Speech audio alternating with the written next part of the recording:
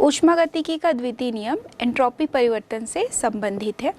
ऊष्मागतिकी के नियम हैं, उसके अलग अलग स्टेटमेंट दिए गए हैं समय समय पर वैज्ञानिकों के द्वारा। हम इसे अलग अलग स्टेटमेंट के फॉर्म में पढ़ सकते हैं कि जब भी हम देखते हैं कि किसी भी गर्म वस्तु से ऊष्मा का प्रवाह होता है तो वो अपने आप ठंडी वस्तु की ओर होता रहता है, और यदि ठंडे से गर्म की तरफ होना है तो उसमें बाह्य कार्य की आवश्यकता होती है। जितनी भी प्राकृतिक घटनाएं होती हैं वो अनुत्क्रमणीय होती है, और प्रायः सभी अनुत्क्रमणीय घटनाओं के लिए हमने ये देखा कि एंट्रोपी का मान लगातार बढ़ता जा रहा है। तो ऐसे बहुत सारे स्टेटमेंट्स हैं, तो हम अलग अलग सभी को देखेंगे। ऊष्मागतिकी के द्वितीय नियम से संबंधित कुछ कथन हम जान लेते हैं। तो सबसे पहला है, बिना किसी बाहरी कार्य के ऊष्मा का जो प्रवाह है वो स्वतः ही ठंडे पिंड से गर्म पिंड की ओर प्रवाहित नहीं हो सकती है। दूसरा है कि प्रकृति में होने वाली सभी स्वतः प्रवर्तित जो प्रक्रम होते हैं वे अनुत्क्रमणीय होते हैं।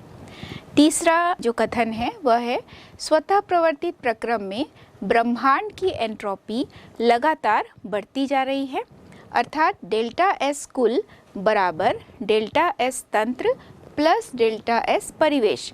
तो यहाँ पर जो कुल एंट्रोपी परिवर्तन है वह तंत्र की एंट्रोपी परिवर्तन एवं परिवेश की एंट्रोपी परिवर्तन का योग होती है। अगला स्टेटमेंट है कि बिना किसी नुकसान के ऊष्मा को पूर्ण रूप से कार्य में बदलना संभव नहीं है। तो यहाँ पर ऊष्मा को बिना किसी नुकसान के पूरी तरह से कार्य में परिवर्तित करना संभव नहीं है। तो ये सभी जो कथन हैं वो ऊष्मागतिकी के द्वितीय नियम से संबंधित हैं। अब हम जानेंगे मुक्त ऊर्जा परिवर्तन। मुक्त ऊर्जा परिवर्तन को सबसे पहले जे विलियर्ड गिब्स वैज्ञानिक है, उन्होंने ऊष्मागतिकी के एक नए पद को इंट्रोड्यूस किया। इसके द्वारा उन्होंने स्वतः प्रवर्तित जो प्रक्रम है उसकी दिशा का ज्ञान हो सकता है नहीं, कोई भी अभिक्रिया संभव है या नहीं, तो इन सब चीज़ों को समझाने के लिए उन्होंने एक नए पद को बताया जिसे कहते हैं मुक्त ऊर्जा। इसे कैपिटल जी से दर्शाया जाता है, और मुक्त ऊर्जा परिवर्तन को डेल्टा जी से दर्शाया जाता है। तो मुक्त ऊर्जा परिवर्तन को हम जब व्यक्त करते हैं तो मुक्त ऊर्जा परिवर्तन को हम कह सकते हैं अधिकतम उपयोगी कार्य, यानी तंत्र को जितनी भी ऊर्जा दी जा रही है वह तंत्र उस ऊर्जा को या उस ऊर्जा की मात्रा को कितना अधिकतम उपयोगी कार्य में खर्च कर सकता है, वही उसकी मुक्त ऊर्जा कहलाती है। मुक्त ऊर्जा की परिभाषा कि स्थिर ताप एवं दाब पर किसी भी तंत्र से प्राप्त ऊर्जा की वह मात्रा जिसे उपयोगी कार्य में लगाया जा सके, तो तंत्र की मुक्त ऊर्जा कहलाती है। तो जितनी भी ऊर्जा है उसको उपयोगी कार्य में यदि लगाया जा रहा है तो वही उसकी मुक्त ऊर्जा या फ्री एनर्जी होती है। इसको उन्होंने एंथैल्पी और एंट्रोपी के साथ भी संबंधित किया। इसके लिए जो सूत्र दिया, G बराबर H माइनस TS। तो यहाँ G मुक्त ऊर्जा है, H enthalpy, S entropy, T तापमान। इसे उन्होंने एक समीकरण का रूप दिया। यही समीकरण गिब्स हेल्महोल्ट्ज समीकरण के रूप में जाना गया। तो गिब्स हेल्महोल्ट्ज समीकरण की व्युत्पत्ति के लिए भी हमें इस सूत्र की आवश्यकता होगी, G बराबर H माइनस TS। H यहाँ एंथैल्पी है, एंथैल्पी बराबर होता है आंतरिक ऊर्जा एवं जो दाब आयतन कार्य गुणनफल इनका योग। तो H बराबर U प्लस PV। यदि H का मान यहाँ पर G बराबर H माइनस TS में जो H है वहाँ पर रखते हैं तो G बराबर U plus PV minus TS। पूरे समीकरण में यदि हम परिवर्तन करें तो डेल्टा G बराबर डेल्टा U डेल्टा, फिर ब्रैकेट में हमने लिखा PV माइनस ब्रैकेट में फिर से लिखेंगे TS। यहाँ जो ब्रैकेट में लिखा हुआ है डेल्टा PV या डेल्टा TS, इसको हम एक बार P को स्थिर रखेंगे, B में परिवर्तित करेंगे, फिर V को स्थिर रखेंगे, P में परिवर्तन करेंगे। इसी तरह से यदि TS में जो डेल्टा लगा हुआ है वहाँ हम देखेंगे T को स्थिर करेंगे और S में परिवर्तन करेंगे, या फिर S को स्थिर करते हैं और T में परिवर्तन करते हैं। तो जो समीकरण आएगा वो किस प्रकार होगा, डेल्टा G बराबर delta U plus P delta V, यहाँ पर P स्थिर है, डेल्टा V मतलब V में परिवर्तन हो रहा है, प्लस V डेल्टा P, यहाँ पर P में परिवर्तन हो रहा है, माइनस T डेल्टा S जहाँ S में परिवर्तन हो रहा है, माइनस S डेल्टा T जहाँ पर T में परिवर्तन हो रहा है। और यदि इस पूरे समीकरण में हम देखेंगे कि दाब और ताप को स्थिर कर दिया जाए, अर्थात डेल्टा T बराबर 0 और डेल्टा P बराबर भी 0, तो यदि डेल्टा T और डेल्टा P 0 होगा तो यहाँ पर V डेल्टा P भी 0 हो जाएगा और S डेल्टा T भी 0 हो जाएगा। यहाँ पर जो मान हमें प्राप्त होता है डेल्टा G बराबर delta U plus P delta V minus T delta S। तो चूंकि एंथैल्पी परिवर्तन का सूत्र है डेल्टा H बराबर delta U plus P delta V, तो delta U plus P delta V के स्थान पर हम लिख सकते हैं डेल्टा H। तो डेल्टा G बराबर होगा delta H minus T delta S। तो डेल्टा G बराबर delta H minus T delta S को हम जानते हैं गिब्स हेल्महोल्ट्ज समीकरण के रूप में। तो यहाँ पर जो मुक्त ऊर्जा परिवर्तन है वह एंथैल्पी परिवर्तन एवं एंट्रोपी परिवर्तन दोनों से ही संबंधित है, और सभी को मिलाते हुए उन्होंने स्वतः प्रवर्तिता को समझाने का प्रयास किया गिब्स हेल्महोल्ट्ज समीकरण की सहायता से। गिब्स हेल्महोल्ट्ज समीकरण की सहायता से स्वतः प्रवर्तिता के बारे में भी जानकारी प्राप्त होती है कि कोई भी प्रक्रम स्वतः होगा या नहीं होगा। तो डेल्टा G का मान जब 0 होता है तो अभिक्रिया साम्य अवस्था में होगी, डेल्टा G यदि निगेटिव है तो अभिक्रिया स्वतः होगी, डेल्टा G यदि पॉजिटिव है तो अभिक्रिया अस्वतः होगी। वैसे ही जैसा हमने एंट्रोपी परिवर्तन में देखा था कि यदि डेल्टा S पॉजिटिव है तो अभिक्रिया स्वतः प्रवर्तित होगी, डेल्टा S निगेटिव है तो अभिक्रिया अस्वतः होती है, और डेल्टा S 0 है तो अभिक्रिया साम्य अवस्था में होती है। तो स्वतः प्रवर्तिता से संबंध दिखाने के लिए इन्होंने गिब्स हेल्महोल्ट्ज समीकरण को लिया, और इस आधार पर एंट्रोपी परिवर्तन, एंथैल्पी परिवर्तन, इन सब की सहायता से हम डेल्टा G की वैल्यू को कैलकुलेट कर सकते हैं। गिब्स मुक्त ऊर्जा एवं स्वतः प्रवर्तिता का क्या संबंध है, इसको समझाने के लिए भी हम एक छोटा सा डेरिवेशन समझेंगे। यदि तंत्र से परिवेश की तरफ ऊष्मा दी जाती है तो किस प्रकार परिवर्तन होता है। तंत्र से परिवेश की तरफ यदि ऊष्मा जा रही है मतलब परिवेश ऊष्मा ग्रहण करता है, और तंत्र से ऊष्मा जा रही है तो तंत्र की ऊष्मा में कमी आती है।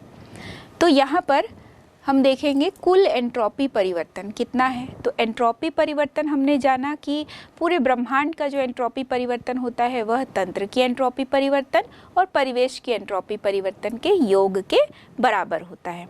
तो यहाँ पर परिवेश से Q ऊष्मा तंत्र को दिया जा रहा है। जब परिवेश से Q ऊष्मा तंत्र को दी जाती है T टेम्परेचर पर, तो यहाँ पर डेल्टा S सराउंडिंग बराबर, या डेल्टा S परिवेश भी लिख सकते हैं, बराबर माइनस Q अपॉन T होता है। चूँकि यहाँ पर Q एंथैल्पी को दर्शाता है तो हम एंथैल्पी परिवर्तन के रूप में भी इसे लिख सकते हैं। तो अब इसे हम इस तरह से फॉर्म कर सकते हैं कि minus delta H upon T, क्योंकि स्थिर दाब पर तंत्र को दी जाने वाली जो ऊष्मा होती है QP वह एंथैल्पी परिवर्तन के बराबर होती है, अर्थात डेल्टा H के बराबर होती है। तो QP बराबर डेल्टा H होता है, तो हम Q के स्थान पर डेल्टा H लिख सकते हैं। तो पूरे ब्रह्मांड की जो कुल एंट्रोपी होती है डेल्टा S कुल बराबर डेल्टा S तंत्र, चूँकि यहाँ पर परिवेश से Q ऊष्मा तंत्र को दी जा रही है तो minus delta H upon T। अब इस पूरे समीकरण में हम T से गुणा कर देंगे, तो T डेल्टा S कुल बराबर T डेल्टा S तंत्र माइनस डेल्टा एच, क्योंकि टी से जब हम गुणा करते हैं तो माइनस डेल्टा एच बटा टी है, इंटू टी करने पर टी टी कैंसिल होगा तो बचेगा माइनस डेल्टा एच। तो अब जब हम पक्षांतर करेंगे तो पक्षांतर करने पर ये जो माइनस डेल्टा एच है वो इस तरफ आएगा, तो delta H minus T delta S is equal to, यहाँ माइनस टी डेल्टा एस हो जाएगा, दूसरी तरफ चला जाएगा। तो delta H minus T delta S equal to होता है डेल्टा जी। गिब्स हेल्महोल्ट्ज समीकरण जो हमने अभी देखा, तो गिब्स हेल्महोल्ट्ज समीकरण में डेल्टा जी बराबर delta H minus T delta S है। तो delta H minus T delta S के स्थान पर लिखा जा सकता है डेल्टा जी। तो डेल्टा जी बराबर हो गया माइनस टी डेल्टा एस। तो यहाँ पर जो मुक्त ऊर्जा परिवर्तन है, तो मुक्त ऊर्जा परिवर्तन का जो मान आ रहा है वहाँ पे माइनस में आ रहा है, यानी यह अभिक्रिया स्वतः प्रवर्तिता को दर्शाता है। तो जो मुक्त ऊर्जा परिवर्तन का मान है डेल्टा जी बराबर माइनस टी डेल्टा एस, तो यह स्वतः प्रवर्तिता से संबंधित है। जब हम इसको साइन के आधार पर, जब हम एंट्रोपी एवं मुक्त ऊर्जा के मानों को यदि हम धनात्मक और ऋणात्मक चिन्ह के आधार पर समझेंगे और स्वतः परिवर्तिता से इसे रिलेट करेंगे इस सूत्र को, तो आसानी से आप समझ सकते हैं। जैसे आप देखिए, यदि डेल्टा एस का मान धनात्मक है तो अभिक्रिया स्वतः प्रवर्तित होगी, क्योंकि डेल्टा जी भी निगेटिव आएगा, और हमने देखा है कि डेल्टा जी अगर निगेटिव है तो अभिक्रिया स्वतः प्रवर्तित होगी। यदि डेल्टा एस का मान शून्य है तो ये पूरा वैल्यू जो है वो शून्य हो जाएगा, तो डेल्टा जी भी शून्य होगा, और डेल्टा जी भी शून्य है, डेल्टा एस भी शून्य है, तो अभिक्रिया साम्य अवस्था में होगी। और यदि डेल्टा एस का मान निगेटिव है और सामने यहाँ टी के सामने भी निगेटिव है, तो निगेटिव निगेटिव पॉजिटिव होगा, अर्थात डेल्टा जी की वैल्यू भी पॉजिटिव हो जाएगी, तो अभिक्रिया अस्वतः होगी। तो एंट्रोपी परिवर्तन का मान यदि ऋणात्मक है तो यहाँ पर डेल्टा जी का मान ऑटोमेटिकली धनात्मक होगा। तो इस आधार पर हम कह सकते हैं कि डेल्टा जी का मान यदि ऋणात्मक है तो अभिक्रिया स्वतः प्रवर्तित होती है, और डेल्टा एस का मान यदि धनात्मक है तो अभिक्रिया स्वतः प्रवर्तित होती है। अब हम मुक्त ऊर्जा परिवर्तन की भौतिक सार्थकता को समझेंगे। जब हम मुक्त ऊर्जा परिवर्तन की भौतिक सार्थकता को समझते हैं तो ऊष्मागतिकी के प्रथम नियम से इसे प्रारंभ करेंगे।